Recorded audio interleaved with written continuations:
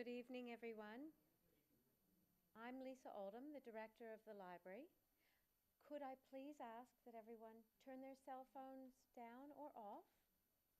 And if there is anyone who would like a hearing assist device, we've got two more. We've got a hearing loop in this room.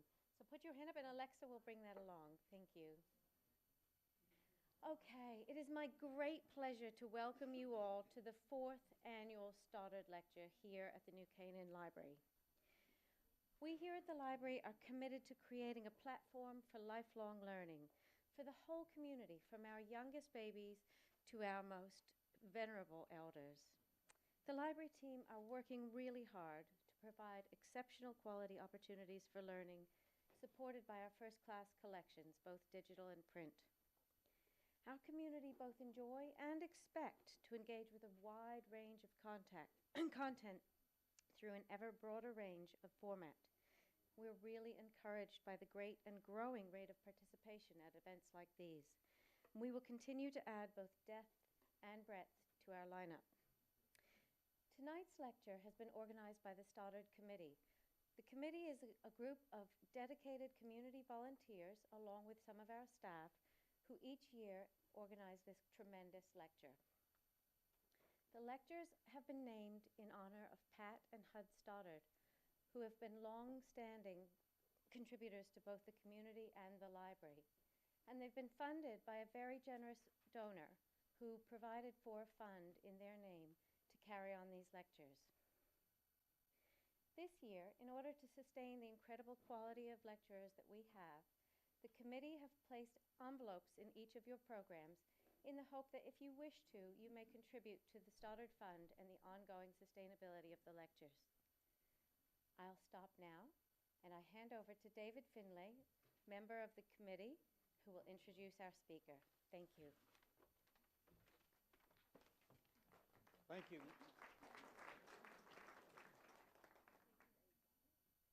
Thank you, Lisa, and thanks to all of you for coming tonight. It's great to have you all. I'm so pleased to welcome Wendy Jeffers to our New Canaan Library for our 4th Stoddard, Patton Hud Stoddard lecture, art lecture.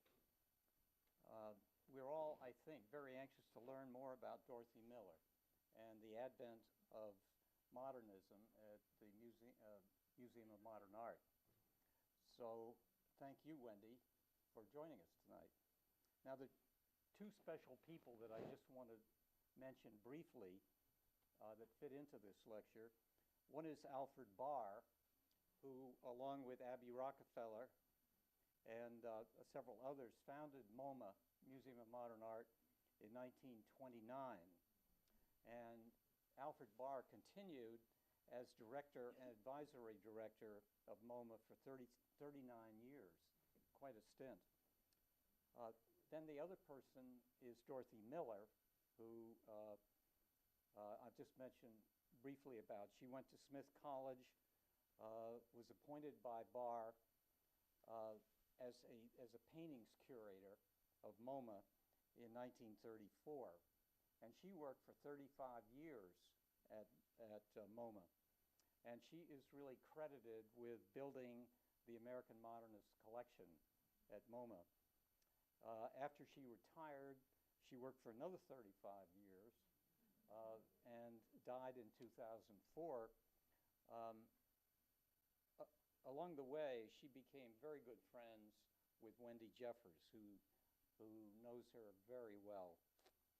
Wendy is a recognized scholar, author, lecturer, exhibition organizer. She is a busy woman in the arts and has made quite a name for herself. She graduated from University of Massachusetts Amherst, and then she went to several other schools studying art history, and studio art, including the Brooklyn Museum School, Pratt Institute, and some others. She got some advanced degrees there.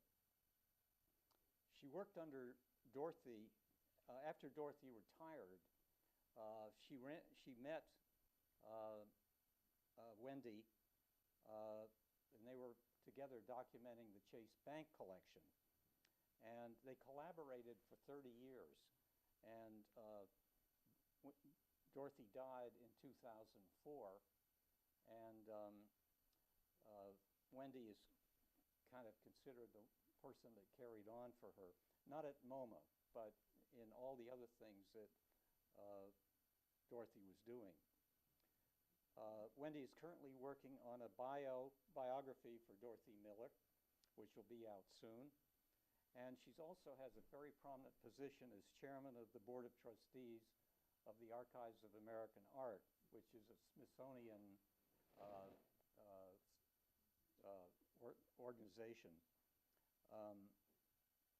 Before I end, let me tell you two quick stories that I think you'll find kind of amusing. One is about Alfred Barr and Dorothy Miller. During a Dorothy Miller exhibition, Alfred Barr asked Dorothy, or started talking to Dorothy, and in jest, but she said, "Dorothy, you've done it again. Everybody hates your exhibition." And I think Wendy will explain that a little more. The other one is a conversation between Dorothy, Wendy, and Morris Graves, who was an important, very important American modernist artist. And he was on his last legs, and he was talking to Dorothy and Wendy and himself. And he said, "Dorothy, when you're gone and I'm gone, how is anybody going to know all that you've done for me and for my artist friends?" And Dorothy said, "Don't worry, Morris, Wendy will tell them." So, with that introduction, please welcome Wendy Jeffers to New Canaan.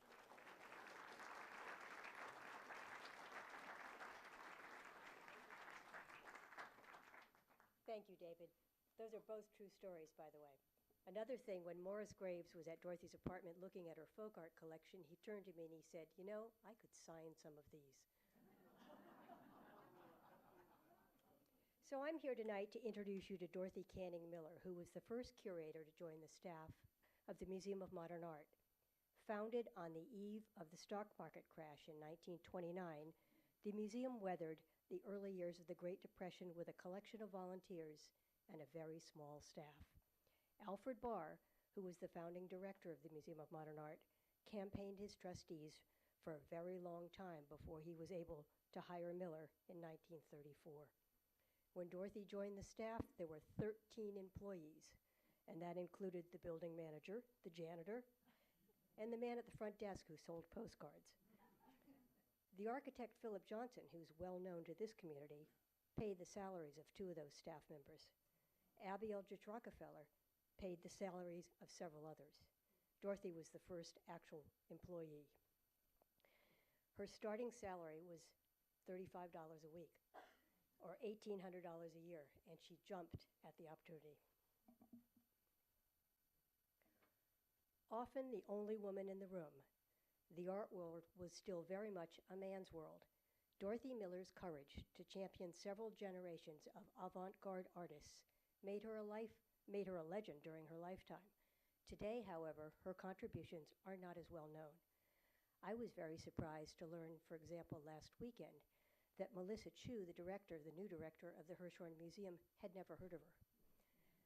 However, she also opined that curators were supposed to become invisible, to let the artists take center stage, so perhaps this is not so surprising. Here you see Dorothy Miller surrounded by a group of mostly scowling artists who were her peers. Dorothy Miller was not only the first curator of contemporary art in this country, her unprecedented career put American art on a world stage. Alfred Barr, who you see at the upper left, focused primarily on European modernism, while Miller, whose first title was assistant to the director, had a background in American art. As you can see, Miller was a remarkably beautiful woman. Some called her the Greta Garbo of the art world. Dorothy believed in getting to know the artists. One of her jobs at the museum was to screen all the artists who brought their work in for consideration. Over time, she developed an uncanny ability to discover and nurture artists who would go on to become major figures in the art world. It is only by looking at the long arc of her career that one begins to comprehend her remarkable courage and stamina. It's important to consider that not only was modern art not widely accepted when Dorothy began her career, but anyone that looked at modern art looked to Europe and not America. That small group of enthusiasts were perplexed by Dorothy's shows, as David pointed out, and by championing American art, Miller was truly a pioneer in her field. Miller's knowledge and understanding of art came from the people who were making it, the artists themselves. Because of this, she was well ahead of the critics and theoreticians, and as a result, she often worked in a deeply skeptical environment. Today, art historians and critics talk about the canon of American modernism, but Miller was working before we even understood that there would be a canon of American modernism. Although Barr didn't always agree with her choices, Dorothy began to show the work that she was seeing in the artist studios, in exhibitions at the Museum of Modern Art. These exhibitions would tour across the country through the museum's traveling program. Miller was slowly beginning to build an audience for American art. This is a portrait of Dorothy Miller by Jack Twerkoff from the 1950s. She was on her way to visit his neighbor, Willem De Kooning, in the studio next door. Twerkoff manages to capture something of her energy in this picture. Note the fidgety hands and the wisps of hair falling away from her face. The foundation of much of what I will talk about today is based upon the fact that I knew Dorothy Miller. She was a remarkable combination of candor, knowledge, and sympathy. What Twerkoff reveals in this portrait, however, was Dorothy's consummate professionalism.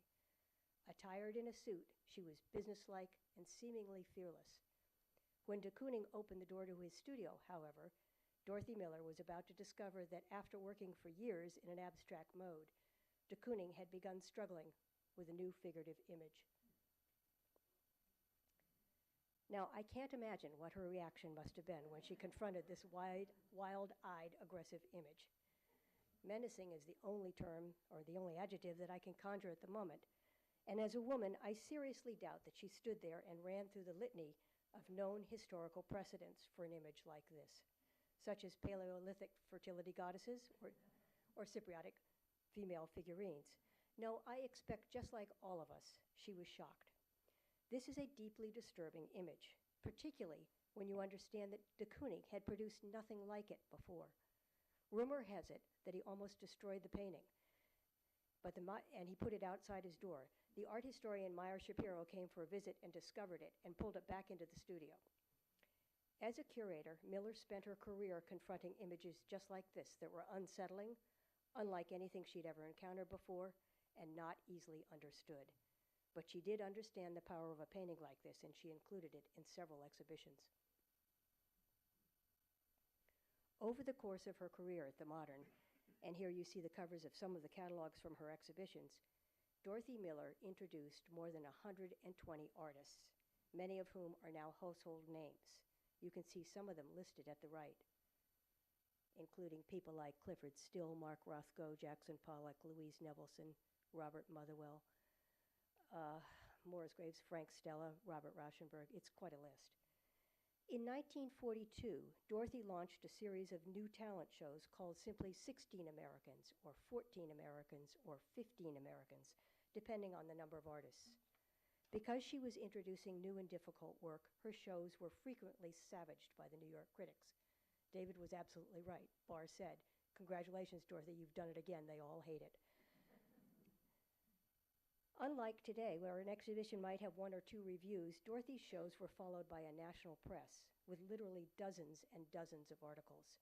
There simply wasn't no other exhibitions comparable to hers, and they were newsworthy. Many artists' careers were launched by these exhibitions. Miller understood that she had to make her selections very carefully. It was important not to show an artist too early or before he or she was ready. Miller's Americans exhibitions were never thematic. Rather, they were a random selection of what interested her. And they ranged in style from the satirical figurative artists Jack Levine and Rico Lebrun in her first Americans exhibition of 1942 to the proto-pop artists James Rosenquist and Klaus Oldenburg in her last Americans exhibition in 1963. And her discoveries were not always limited to living artists. In 1943, Miller was asked to select the works for an exhibition called Romantic Painting in America. Romanticism, as defined by the museum, was the temporary triumph of imagination over reason. And this exhibition was organized to trace its beginnings in the 18th century to the present day, or 1943. The exhibition included John Singleton Copley's Watson and the Shark. It had Albert Pinkham Ryder and ended with Georgia O'Keeffe. If this exhibition is remembered at all today, however, it is because of the rediscovery by Miller of the work of a long-forgotten painter, Martin Johnson Heade. Most of her colleagues had never heard of him, and those who had didn't know of any works. When Dorothy found this painting, it was so little valued by the collector that he had not even bothered to frame it. Heade, who died in 1904, the year Miller was born, was not well known during his lifetime, and after his death, he slipped into complete obscurity. After Miller brought him back to life, more Heade paintings surfaced, and now there's a much wider understanding and appreciation of his work. But let's return to the photograph you saw in the beginning. Here is Dorothy Miller surrounded by a group of artists she was about to introduce to a European audience for an exhibition called The New American Painting. This exhibition had the widest audience and arguably the greatest impact of any of her shows. In retrospect, The New American Painting was probably the most influential exhibition of her career. She had already shown these artists in New York. They were collectively called the Abstract Expressionists or the New York School, depending on who was talking to you. But several European museum directors had approached her about putting together the definitive show of this work. Unlike most of her other exhibitions, this was a historical overview. The paintings were made almost 10 years earlier. But it was about a group of artists who fundamentally changed the landscape of American art. These artists were also her peers. They were all born in and around the same time, and together they faced many of the same challenges. They came of age during the Great Depression. Modernism, in all of its manifestations, profoundly changed the way they looked at the world. And although they were too old to participate, the Second World War, culminating with the explosion of the atomic bomb at Hiroshima, was an event that they understood would change everything. As you will see, the works of these painters ranged over a wide variety of styles, from the contemplative and the ethereal to the exuberant and extroverted. Collectively, however, the abstract expressionist artists introduced a cataclysmic shift in scale and stylistic innovation that dramatically altered the language of a modern American painting and sculpture in America and eventually the world. The art critic Harold Rosenberg, who was their contemporary, wrote that the artist's canvases became an arena in which to act with the goal of extinguishing the subject. The Abex artists gave new voices to the fears and aspirations of a modern society coexisting with war, violence, and uncertainty. In search of the numinous, their works marked a decided shift away from the observed world and veered toward the realm of the individual. Miller's New American Painting exhibition traveled to 9 different European countries over the course of 5 months. Not only did the exhibition create an entirely new audience for American art, it signaled a dramatic realignment in the relationship between the old world and the new, according to Jed Pearl in his new survey of essays about post-war American art. Here you see 2 news clippings about the exhibition. The gray or black and white one to the left shows Miller in consultation with Nelson Rockefeller, Alfred Barr, and Porter McRae, who was the head of the international program that oversaw the logistics of the exhibition. And at the bottom of this article, you see Dorothy Miller's examining specially made crates for these large paintings. At the picture at the top, take note of that black and white painting standing on the floor. We'll see it again. As you can see from the Time magazine article, which is on the right, the color one, Miller had a trademark style for all of her exhibitions. She limited the number of artists, and she created sequential one-person shows. She believed that a viewer could better understand an artist by seeing multiple examples of their work. She seldom wrote interpreted essays or introductions. Instead, she asked each artist to write a statement about his work for the catalog. For this exhibition, New American Painting, Alfred Barr wrote the introductory essay, and he and Miller struggled over the language for a long time because even Barr didn't really understand this work. As I mentioned earlier, Barr focused almost exclusively on European modernism. Most of his exhibitions were actually historic in nature. This was the first time the Europeans had a close look at the work of the abstract expressionists, and as you can see, the reception was decidedly mixed. Here's a London newspaper calling Miller a woman of violence. She delivers 81 smacks to the eye, it goes on to say. And to the right, a group of critics in London, looking startled as they were confronted by the new work, completely ignore Miller, who's standing off to the side. When the exhibition arrived in Madrid, the works were so large they had to cut a hole in the masonry above the doorway to get them inside. The fact that this exhibition remains, after 5 months, the one really lively topic of a discussion in any gathering of artists, critics, or dealers speaks for itself, wrote one French critic. And the influential Will Groman, and I've quoted him down here at the bottom, in the view of the large number of talents in this exhibition, one can speak of an American school for the first time in the history of art. Personalities are emerging that are not influenced by Europe, but on the contrary, influence Europe, including Paris. The unshakable fortress of the French school is shaken. This exhibition was nothing short of a watershed. It marked the shift of the art world away from Europe and toward the United States. Now here's an annotated version of the group photograph I showed you earlier with showing paintings attached to each artist. The man in the foreground with the jaunty bow tie and boater hat was Barnett Newman. To his left, with a cigarette in hand, was Ad Reinhardt.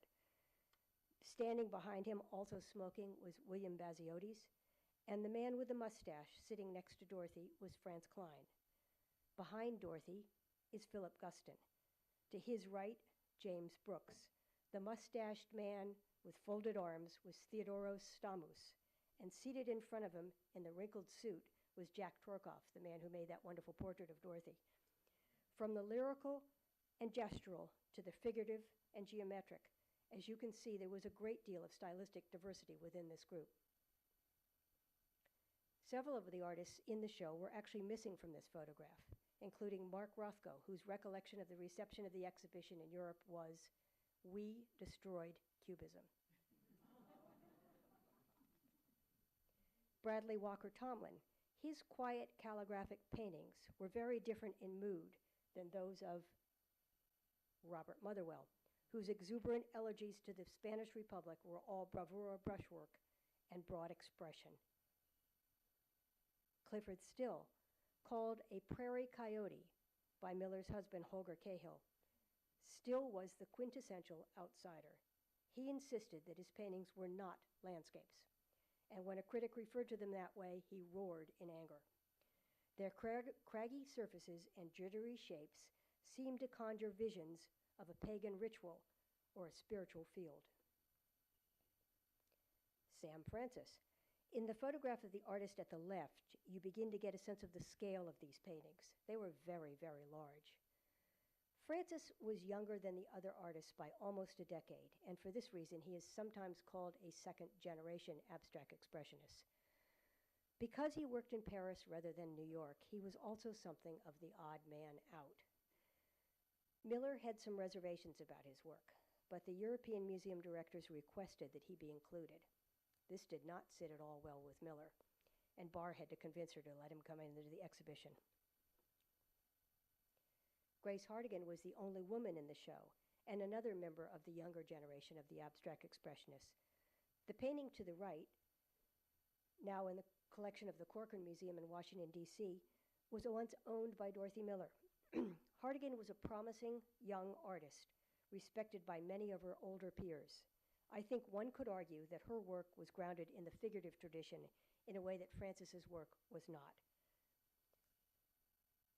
And here we have Willem De Kooning with the black and white painting you saw earlier in the photograph. I'm showing you this black and white painting from his first one-man exhibition, which was held in 1948. Dorothy lobbied strenuously for the museum to buy this painting.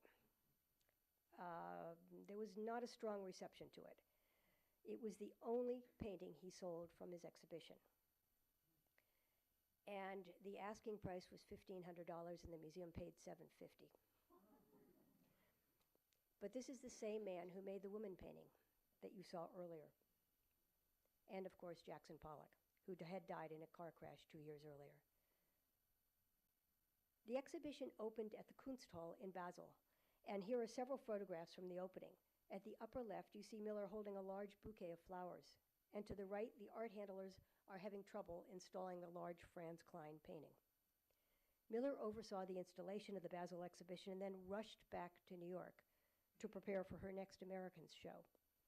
She returned to Europe to install the last leg of the exhibition in London, which she recalled was fraught with the most horrible difficulties because the paintings didn't arrive. This is Dorothy speaking. We had 2 weeks, supposedly, to build walls into the huge Tate galleries. That was all planned in advance. The exhibition was in Paris, and because it had been so popular, they asked if they could keep it for an extra week. We refused, because we didn't have an extra week to give them, but they kept it anyway. Then the French loaded the paintings onto what do you call those flat railroad cars that are open. Some of the boxes were too big to fit into freight trains. So they were covered with tarpaulins in a way that wasn't really very good, but there was no damage. Thank God. The train crept slowly up to the channel, and then they were put on open barges to go across. And then suddenly, there was one of those massive London fogs, and everything stopped. I stomped around those empty galleries for 4 or 5 days, trying to arrange the pictures in my head. This is Jackson Pollock. A number of European critics remarked upon what they called a characteristic American freedom in these paintings, citing Walt Whitman's free-flowing verse as an influence. The British critic Lawrence Alloway wrote, "Europe cannot match these artists. Pollock, in his drip paintings, creates an image of advancing space." Newman, Still, and Rothko, and here you see Rothko, have in common a creation of a kind of literal participative space. This is a major resolution of 20th century obsessions with surface that has nagged everyone since Gauguin. And I'm showing you here the painting by Mark Rothko that Dorothy Miller talked David Rockefeller into buying. He sold it several years ago for $72.8 million and put all the proceeds into charity. This would be an example, this is Franz Klein, would be an example of what Alloway would call advancing space.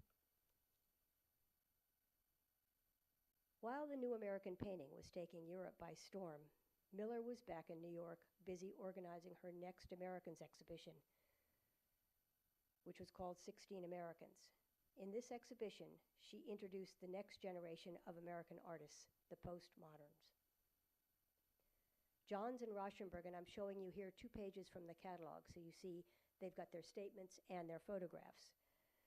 Johns and Rauschenberg were probably the 2 most radical artists in this exhibition, and their influence, looking back now over 55 years, was profound. Here's their work. Johns and Rauschenberg took everyday familiar objects. In Rauschenberg's case, it was debris he had found on the streets of Lower Manhattan. And in John's case, it was a common shooting target. And they ask us, actually they challenge us, to look at these objects as high art.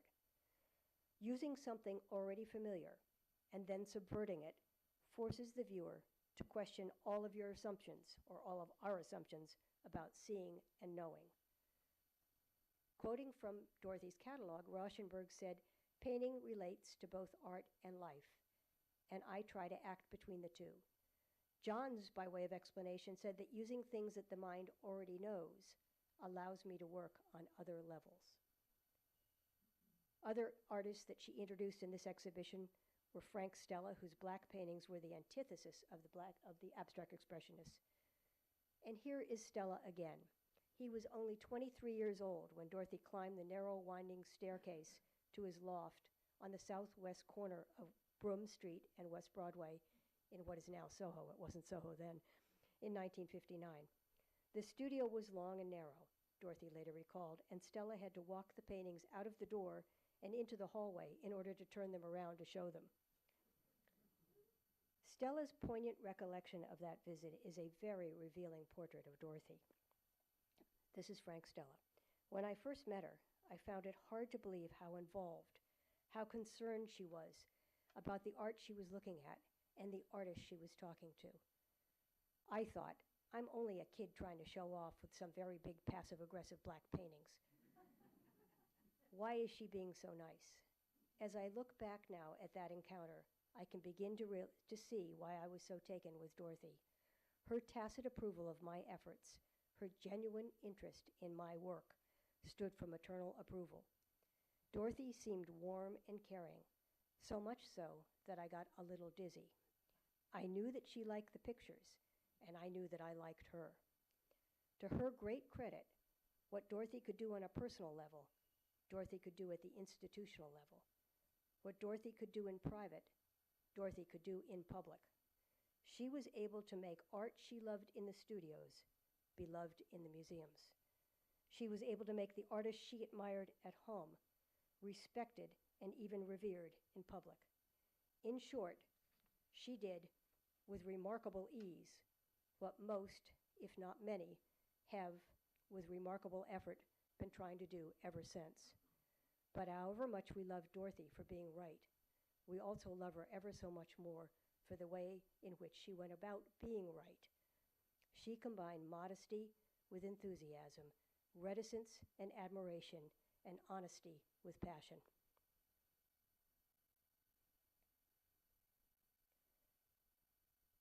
Ellsworth Kelly told me that 16 Americans was a major event in his life. He said, I kept all of the photographs from the exhibition. The art dealer, Betty Parsons, was just beginning to sell things. It was different in those days. Although the openings were crowded, there was never anyone in the gallery during the week. I felt like an outsider. I've kept all these photographs all these years, and at the opening, Dorothy introduced me to Frank Stella, who just made that wonderful quote. I went down to his studio the very next day, and the day after that, he came to my studio with Henry Gelsaler, the curator from the Metropolitan Museum. Another artist in 16 Americans was Louise Nevelson, who created an all-white environment for this exhibition called Dawn's Wedding Feast. While the abstract expressionists were for the most part very pleased with the European reception of the New American Painting exhibition, 16 Americans to them was completely incomprehensible. John Kennedy of the New York Times called them 16 artists slated for oblivion. Emily Genauer in the New York Herald Tribune described several of the artists as unspeakably boring. Tom Hess, in a continuation of the quote you see here on the screen, liked most of the artists in the exhibition and commended Miller for being the museum's window on what is being done today. Tom Hess was an early supporter of the abstract expressionists and one of the few critics able to move forward with Dorothy to the next generation. Friendships were made and broken over 16 Americans. The critic Clement Greenberg, who was convinced that the future of American painting was to be found in the works of the color field paintings such as Morris Louis, Kenneth Nolan, Jules Olitsky, and Helen Frankenthaler, was reported to have left the exhibition shaking his head in disbelief. Hilton Kramer, the powerful art critic at the New York Times, wrote, "The trouble with 16 Americans is that it confuses eccentricity with originality." In 2 short years, Miller had simultaneously canonized the abstract expressionists and introduced the next generation of artists who would replace them. Her critics, other artists, and her colleagues simply couldn't keep up. How could the diminutive 5'3" Dorothy Miller flaunt tradition so boldly? I show her here with the artists Alberto Giacometti and Louise Nevelson in front of a large installation by Nevelson at Venice. Who was this woman? And how did she manage to keep everyone guessing? Dorothy Canning Miller grew up in a family deeply entrenched in the Victorian tradition of modesty and self-effacement. As a young woman at Smith College, and this is her graduation photograph from 1925, she was introduced to and became fascinated by modern art, and it was in this field that she decided to make her life and career. One might say that Dorothy was a modern woman cloaked in a Victorian veneer of old-school manners. It was not only a demeanor that helped deflect criticism, it allowed her to quietly leave many more conservative curators in her wake. Born in Hopedale, Massachusetts in 1904, and we see her at the upper left as a baby in her mother's arms, Dorothy was the oldest child in a family of 4 siblings. The center photograph shows her sitting second from the left. She grew up in Montclair, New Jersey, in a house owned by her grandparents, who were a tremendously influential presence in her life. In the photograph at the bottom left, Dorothy and her sister Alice are taking piano lessons from their grandmother. On the walls above them, one can see part of an art collection of American and European paintings assembled by her grandfather, who's sitting in the rocking chair to the right. Through her grandfather, Miller was exposed to art at a very early age, and his enthusiasm for collecting was something she never forgot. He not only collected art, he made a point of meeting artists and getting to know them. Miller began her career during the boom and bust years of the 20s and 30s. At the upper left, the 22-year-old Dorothy, wearing a cloche hat and bobbed hair, could be a movie star as she stares down at the passport photographer. After college, Miller enrolled in an experimental training program at the Newark Museum and Library, where she learned the skills to become a curator. And you see her in a cap and gown walking down the steps of the Newark Museum, a member of the first graduating class of this training program. Sheltered and cosseted as a young woman, the world around her took a dramatic change as the Great Depression began to take hold. Artists lost their jobs. Many were desperate to make ends meet. Galleries closed, and until the WPA Federal Art Project began in 1935, artists had no real prospects for sales or to make a living. Breadlines were a stark reminder to those still working of the near desperation of everyone else. Miller watched all of this very carefully and resolved to help the artists the only way she knew how, by giving them exhibitions and helping them to sell their work. At first, Dorothy's goal was to help the artists. As her career progressed, however, she had larger ambitions. She wanted to place contemporary American art on an equal footing with Europe. That she was successful can be seen today by the record prices these artists fetch at auction. Dorothy Miller subscribed to that old Victorian adage that doing was more important than being. Her priority was always the art and the artists, and never herself. This creates a dilemma that I'd like this audience to consider. When writing about a woman from a different era, how does one reconcile the moral and social differences of the two very different worlds? How does one explain to a contemporary audience why it was once thought important for a woman to be demure and self-effacing?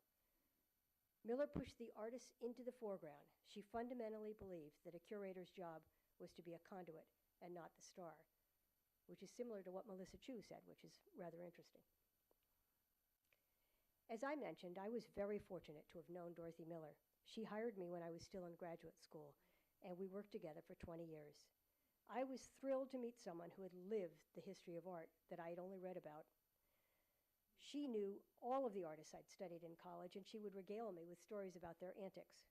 She had a wonderful sense of humor, and she laughed easily, which you can see in this photograph of her at the age of 86, wearing her Alexander Calder initial pin, which says DM.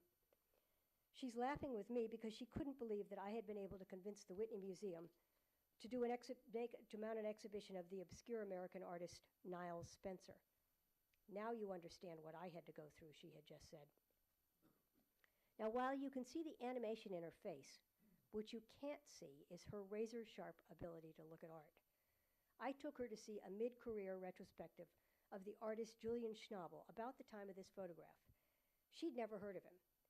and she was astounded by the scale and the bravura gesture in the paintings. Carefully and respectfully, she walked around the show. At last, she turned to me and said, "There are just too many things going on in these paintings. He needs to clarify his priorities." For several years, Schnabel gave up painting for film, where he's had a remarkable career. Maybe Dorothy saw things that we didn't see. When we met, Miller had just retired from the Museum of Modern Art. She was fond of saying that she'd retired from one job to take on 8, and she needed an assistant. She worked as an advisor to private collectors, several public institutions, and several museums to buy art, and continue her lifelong passion of recommending the work of young artists and nurturing new paintings. One of the jobs that we worked on together was the catalog of Nelson Rockefeller's collection of modern art. This was a collection that she had helped him assemble over the course of 25 years. In that catalog, Nelson Rockefeller wrote that Dorothy was one of 4 people, including his mother, who introduced him to the understanding and endless joy I have found in the collection of modern art. The photograph at the bottom left is from the late 1950s. Dorothy and Nelson got along very well. At every meeting that we had together, Nelson would arrive with exhibition announcements stuffed into his pockets. "What do you think about this work? And what do you think about that artist?" Everyone in the room was expected to take part in the conversation. His energy was infectious. Although I realize how fortunate I was to get on-the-job training from the master, what was perhaps even more important was that slowly and tentatively she began to tell me her life story. After college, when Dorothy arrived at the Newark Museum, she met a young man who called himself Holger Cahill. Cahill was a self-taught author, critic, and publicist who worked at the museum part-time. Born Sven Christian Bjarnason in Iceland, Cahill was raised in North Dakota in an Icelandic-speaking farming community. But as a teenager, he ran away from home, worked his way across the country, and landed in New York City as a short-order cook.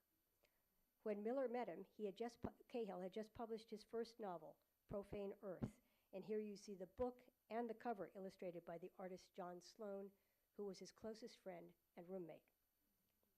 At Newark, Cahill organized the first major museum exhibitions of American folk art in 1930 and 31. At the upper left is a painting by Edward Hicks that was owned by Cahill and Miller. This painting, which is now on loan to the Museum of Fine Arts in Boston, was one of 2 peaceable kingdoms they owned. Late in life, Dorothy co-authored a monograph on Hicks documenting each of his 60-plus images of this theme. At the bottom right is Still Life with Watermelon, another folk art classic that she left to Smith College. Cahill was 17 years older than Dorothy. He was an irrepressible presence and a womanizer. He was actually married when he first met Dorothy, something that he neglected to tell her. And his wife, the artist Catherine Gridley, can be seen in this 1927 photograph with a rather sour look at the end of the table. Next to Gridley is the artist John Sloan, and Dolly Sloan sits across from him, turned towards us. The dapper young man with cuff-link sleeves and a cigarette in his gesturing hand at the right is Holger Cahill, whom everyone called Eddie. His attention is focused across the table on the poet Edna St. Vincent Millay. They were part of a famous Greenwich Village crowd of writers and artists, and it was a very formative time for Cahill and then later for Dorothy. But the thoughts and the conversations that took place in these meetings really formed the basis of their intellectual, I would say, criteria going forward. Cahill was not only married, but he had a daughter. When he first met Dorothy, he was in the process of trying to leave his wife and place his child in a foster home. When Miller discovered this, she immediately began dating other men. Cahill, however, was smitten, and he continued to pursue her for more than a decade until she finally agreed to marry him. In order to keep her close by, he hired her to work on exhibitions, catalogs, and introduced her to a number of his professional colleagues and artist friends. Meeting Cahill was terribly important to Miller's early career. It enabled her to move beyond the Newark Museum and into the larger art world. The foundation of Miller's knowledge about modern art was established by meeting the leading modernist artists through Cahill in Greenwich Village. In 1935, Cahill became National Director of the WPA Federal Art Project, a newly formed relief program during the Great Depression aimed at helping artists. Under Cahill's enlightened guidance, the Federal Art Project became the most important patron of the visual arts in the United States, employing almost 5,000 artists who were encouraged to work without restriction to content or subject matter. In 1938, just before Cahill appeared on the cover of Time magazine in recognition of his achievements as director of the Federal Art Project, Dorothy finally agreed to marry him. Dorothy was 34 years old when she finally married Cahill, and although they had known each other for more than a decade, there was a marriage of friendship, professional respect, and many common interests. But they were independent thinkers, and they really didn't look at the same kind of art. This photograph, I think, is sort of indicative of them looking sort of in different directions. Through Cahill, Miller was exposed to work made all over the country because Cahill would take him on the trips to see the art centers around the country. This gave her an edge that other curators didn't have. Miller's career at the Museum of Modern Art was just beginning to take shape when she and Cahill first married. And as director of the WPA Federal Art Project, Cahill did not live in New York. He lived in Washington, and he was on the road probably half the year looking at art centers that he'd started all over the country. In 1938, just after he married her, he took a partial leave of absence from the Federal Art Project to direct the art exhibition for the upcoming 1939 World's Fair. This brought him back to New York, where he was closer to Dorothy and to his daughter, who is now finishing high school. As director of American Art Today, Cahill oversaw the juried selection of 1,200 works, which were winnowed down from over 25,000 works selected by juries across the country. Miller helped him install the exhibition. As a curator, and here you see Dorothy Miller at work, a curator is essentially a highly specialized caretaker of objects. Trained to recognize quality, to research and interpret meaning, curators tend to specialize, and they develop a language particular to their field.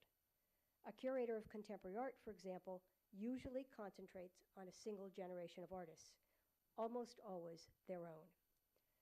Dorothy, however, was unique. She was constantly drawn to artists who were breaking new ground, and she carefully tracked and cultivated several generations of artists.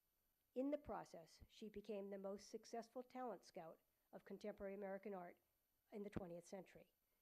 In 1942, now this is her first American show, Frank Crowninshield, editor of the original Vanity Fair magazine, was the first, but certainly not the last, to call her a clairvoyant curator.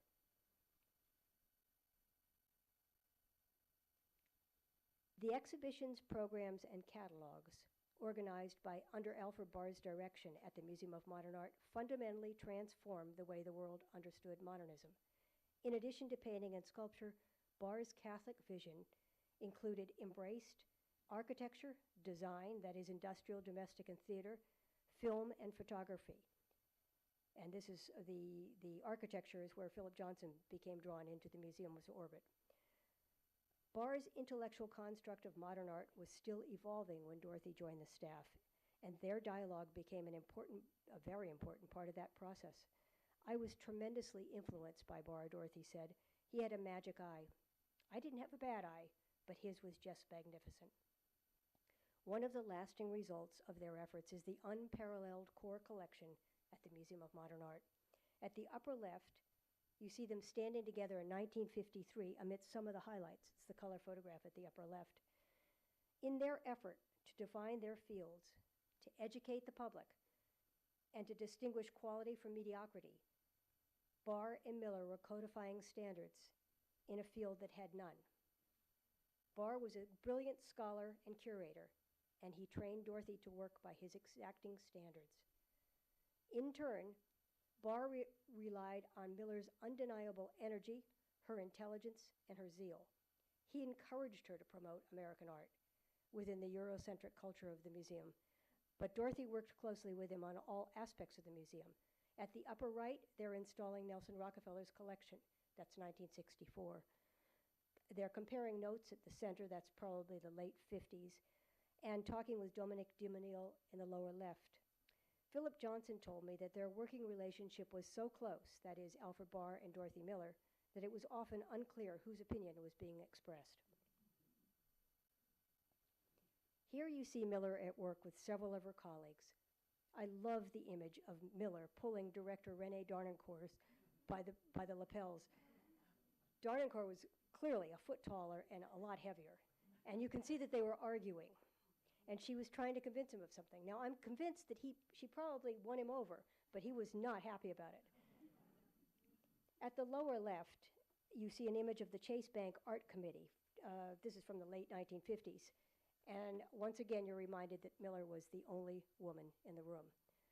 And at the upper left is a photograph of the very frail Alfred Barr leaning in to hear what Miller was saying. It's very poignant. Barr developed Alzheimer's towards the end of his career, and Miller was carrying them both. Dorothy had many deep and lasting friendships with artists. At the bottom center is Dorothy and Robert Rauschenberg. To the left, she's standing with Henry Moore, the sculptor from London. Above them is Philip Johnson kissing Dorothy. And the small color photograph at the center is Dorothy Miller and Alexander Calder. She's holding his hand. It's the opening of his exhibition. He had a Whitney retrospective in 1976, and he died a month later. You can see he's quite frail there. To the right is Louise Nevelson gesturing to Dorothy. And at the bottom right is Lauren McIver and Dorothy Miller talking. Nevelson and Dorothy were really great friends. They traveled together. They were sort of opposites, but they really enjoyed one another's company. And Lauren McIver was a really wonderful poetic artist who had a lot of financial difficulties during her lifetime. Miller would organize sales for her sort of without telling Lauren what was going on so that she was able to be able to live, basically. Over her lifetime, and on a modest museum curator's salary, Dorothy assembled an extraordinary art collection. She bought early. She sometimes bought on the installment plan. But when she died in 2003, after donating more than a third of her collection to museums, the remainder sold at auction for over $13 million. As you can see from this group of photographs of her apartment, she enjoyed mixing folk art with contemporary art, Shaker furniture, and Native American objects. And when the artists came to visit, and they were frequent guests, they were often astonished not only by the depth of her collection, but by the relationships that she had discovered between the different aesthetics. Often the only woman in the room, this quiet and yet powerful presence in the art world launched the careers of many young artists. Along the way, she not only built an audience for American art, she changed the way we look at it. She forged ahead of all other curators, and slowly and surely, the collectors and the critics followed. But if she were in the audience today, she'd stand up and say, "Nonsense, I was just lucky. I lived in a really, really interesting time." Thank you.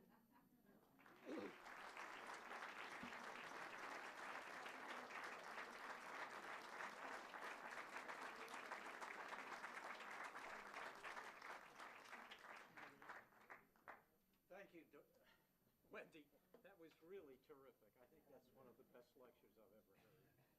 So, I'm supposed to answer questions? Or Yes, we yes. have questions, and I've got a microphone here that I'll turn on if you'd like to ask a question. And I agree with David, that was wonderful. Well, I hope I can answer any questions, so don't make them too difficult.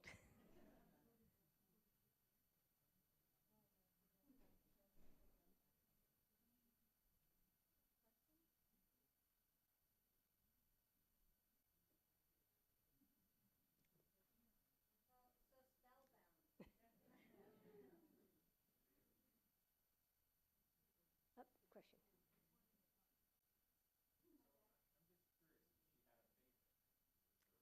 If she had a favorite artist, or? You know, it's a good question, because as I was getting to know her, I for example, I asked, why didn't you ever include David Smith's work in your exhibitions? I mean, David Smith to me is a very, very important sculptor.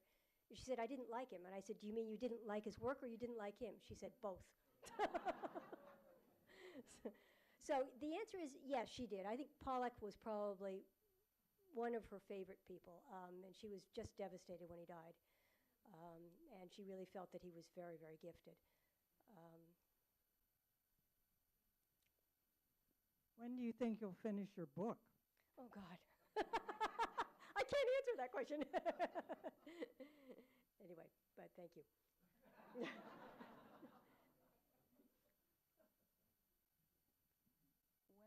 Wendy, with the gift of the Lauder collection to the Met, how do you see the role of MoMA and Met as we go forward? Well, I think the Met, the Lauder collection is a huge, huge change for the Met. And I think what it does is it fills in their collection in a way that the Modern had covered this material all over. That collection never should have gone to the Modern. It belongs at the Met. The Met is poised to become a much more, shall we say, a player in contemporary art because they're going to move into the old Whitney Museum building. And so it will be very interesting to watch. I always personally felt that the contemporary art at the Met looked like stepchildren of the rest of the collection. It never really looked like it was in the right place. And so maybe by having a separate building, you know, it will actually work. But, I mean, that's just a stupendous collection. I mean, it's very exciting. You said that Pollock was one of her maybe favorite artists. How about his wife? Less so. I think she got to know Pollock, well, she met him before he married his wife. She met him through the artist Thomas Hart Benton in the, I guess, the 30s. And so she knew him sort of throughout his life. And then when they moved out to the Springs, Pollock would come in to see a psychiatrist once a week. And after that, or before that session, he would often visit with Dorothy and Holger Cahill. And so they got to know him very well. I would say there was probably no relationship at all with Krasner. And I never asked that question. There's so many questions I didn't ask, and I'm really sorry now. But Wendy, you showed two De Koonings Mhm. in black and white. Right. Will he be remembered for his fantastic use of color? I think he will. And the question was, will De Kooning be remembered for his fantastic use of color rather than the black and white paintings that I showed you in the beginning? Yes, and I think I was remiss. I should have shown you more variety. I just love that black and white painting, and I love the fact that Dorothy got the museum to buy it, and they didn't want to buy it. What about the relationship with Philip Johnson? Oh, well, it's a complicated relationship. Philip Johnson left the museum about 3 months after Dorothy joined the staff, and he didn't come back for about 10 years. He went off to do sort of other pursuits. And so when he came back, it was really a different role. He wasn't running the architecture department anymore, and he was just more involved as an individual at the museum. He became very interested in her exhibitions, and he bought works from almost every American show.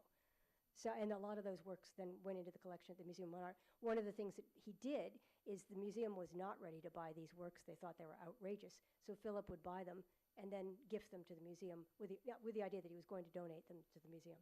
So it was a terribly important role. Wendy, both Alfred Barr and Wendy retired from the... Dorothy, yeah. They retired. Alfred Barr retired in '68 and Dorothy retired in '69. So was there anything behind all that? And I think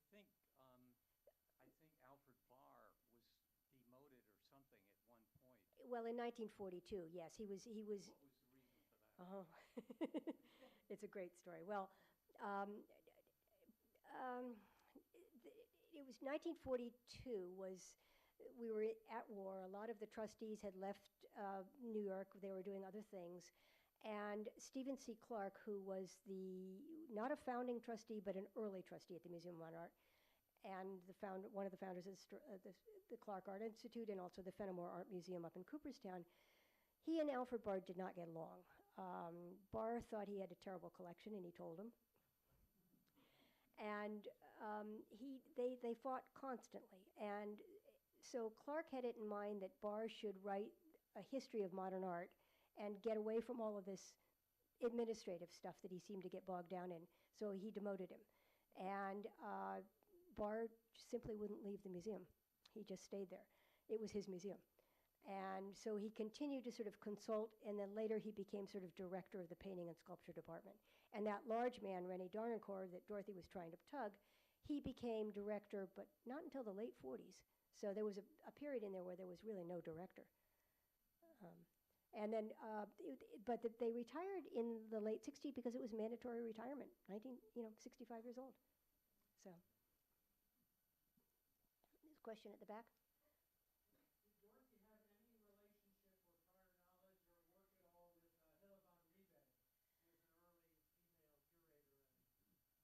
While I'm sure they knew each other, there's no correspondence between them. I couldn't find much of any link. Also, Rebay was much more interested in European art, and Dorothy's focus really was American.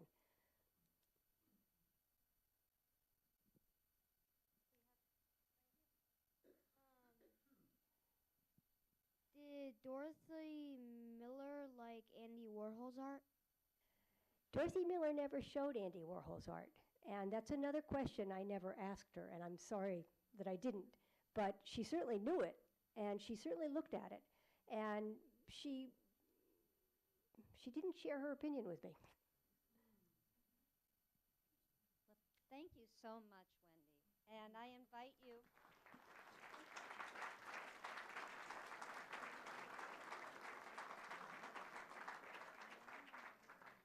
On behalf of the Stoddard Art Committee, to come to the reception upstairs. If you are going to make a donation, please leave it in the basket at the back of the room and come up, and you're free to have a glass of wine.